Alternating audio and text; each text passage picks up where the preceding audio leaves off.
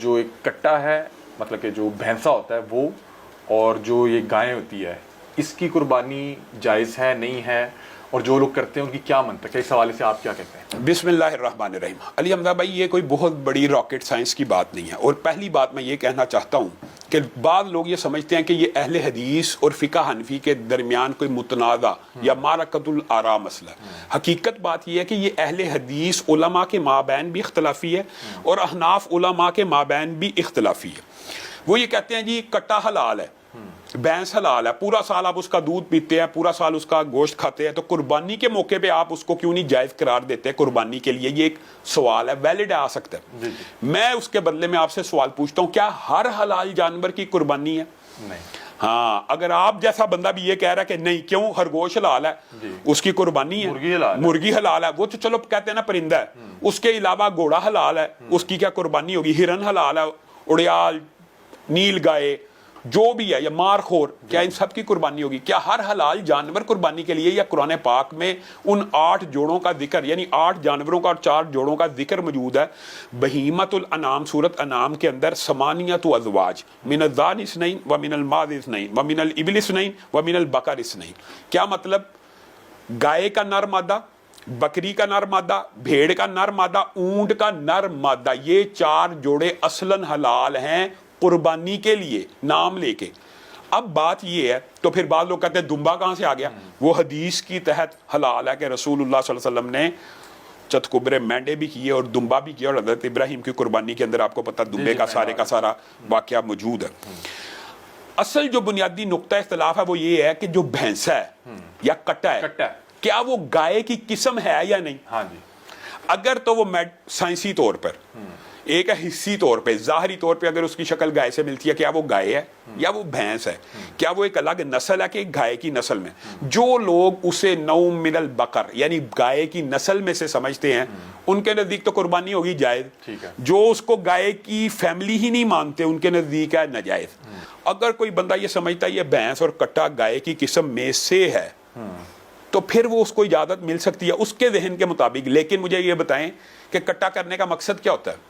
کٹا تو تب کرے جب کٹا سستا ہو۔ یعنی اگر آپ یہ ہم سے فتویٰ لینا چاہتے ہیں جی کٹے کی قربانی بھی جائز قرار دیں، امت کے لیے آسانی ہوگی، امت کے لیے آسانی تب ہوگی جب وہ سستا ہو۔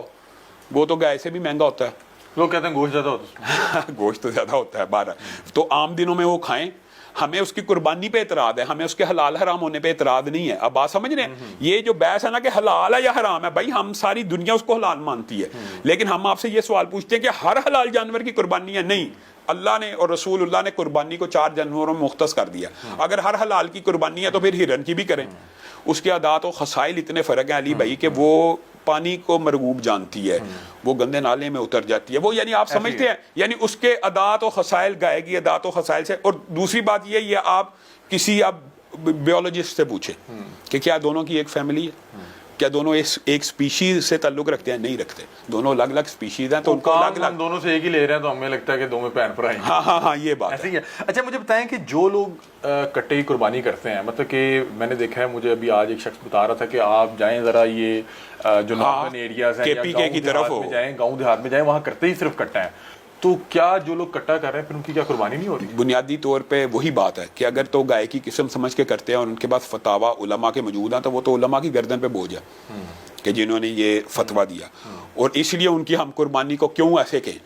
لیکن ایک علمی دلیل ہم نے آپ کے سامنے رکھی، اگر آپ کو سمجھ آتی ہے گائے اویلیبل ہے تو آپ گائے کی قربانی کریں، قربانی کے لیے گائے کر لیں، تو آپ پورا سال کٹا کھائیں۔ آپ کو کس نے منع کیا؟ آپ کے نزدیک؟ ہمارے نزدیک کٹے کی قربانی نہیں ہو رہی، مطلب کہ آپ کے نزدیک کوئی کٹا کر رہا تو قربانی نہیں لگ رہی، وہ ویسے حلال ہو گیا، صدقہ ہو گیا، لیکن وہ قربانی کے طور پہ قبول نہیں۔ یہ وہی بات ہے، کوئی ہرن کرے اور کیا یہ بکرے، اچھا ہرن کی شکل بکرے سے نہیں ملتی؟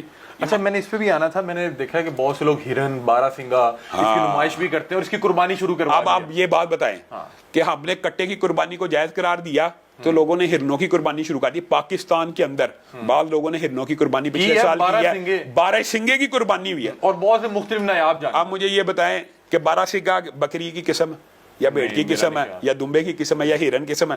اس کا مطلب ہے پھر اگر آپ یہ باب مفتوح کرنا چاہتے ہیں تو آپ ہر حلال، پھر آپ ہر گوشت والے کو کیوں منع کر رہے ہیں؟ پھر آپ گھوڑے کی قربانی کے کیوں خلاف ہیں؟ لومڑی جو مرضی نہیں، لومڑی تو حرام جانور ہے نا، میں کہتا ہوں جو جانور حلال ہے اور ٹھیک ہے، یعنی گھوڑا تو حلال ہے نا، تو گھوڑے کی قربانی کیوں نہیں ہوتی؟ گھوڑا، ہرن، بارہ سنگا، پھر آپ یہ رستہ کھول دیں اور دنیا کا ہر حلال جانور حلال کر لیں، خرگوش کو بھی حلال کریں، دنیا کا ہر حلال جانور حلال ہے۔